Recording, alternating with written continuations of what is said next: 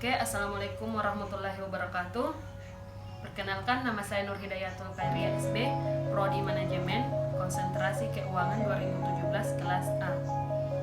Dengan NIM 17931400014. Dengan dosen pembimbing Ibu Asniawati SPD. Tujuan saya membuat video ini untuk memenuhi tugas dari Ibu Asniawati, yaitu mata kuliah Manajemen Keuangan Lanjutan.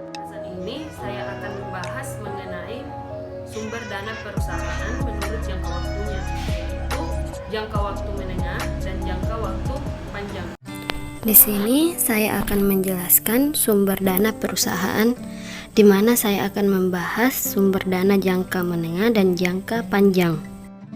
Yang pertama-tama yang saya akan bahas yaitu sumber dana jangka menengah.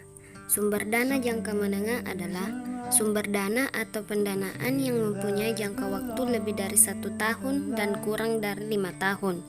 Kebutuhan jangka menengah diperlukan karena adanya kebutuhan yang tidak dapat dipenuhi dengan sumber dana jangka pendek di suatu pihak, dan juga sulit dipenuhi dengan sumber dana jangka panjang di pihak lain.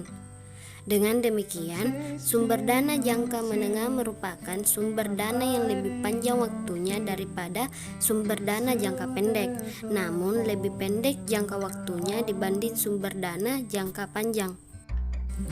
Selanjutnya saya akan membahas contoh sumber dana jangka menengah, yakni term loan, equipment loan, dan leasing. Yang dimaksud dengan term loan adalah kredit usaha dengan umur lebih dari 1 tahun dan kurang dari 5 tahun.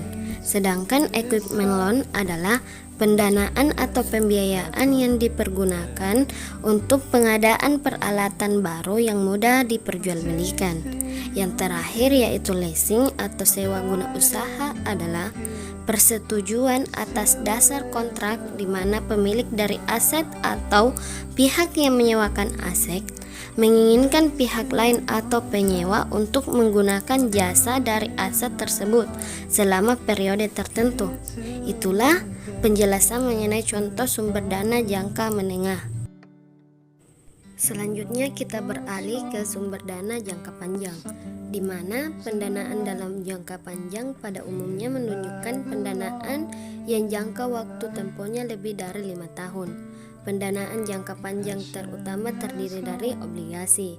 Pendanaan jangka panjang seringkali digunakan untuk mendanai aset yang masa pakainya jangka panjang seperti tanah, mesin, pabrik, atau proyek-proyek konstruksi lainnya. Oke, selanjutnya kita akan masuk pada pembahasan yang terakhir, yakni pada jenis-jenis sumber dana jangka panjang.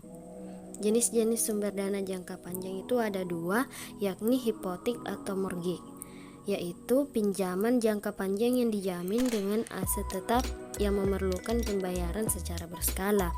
Sedangkan yang terakhir atau obligasi atau bond adalah sertifikat yang menunjukkan bahwa perusahaan meminjam uang dan menyetujui untuk membayarnya kembali dalam jangka panjang.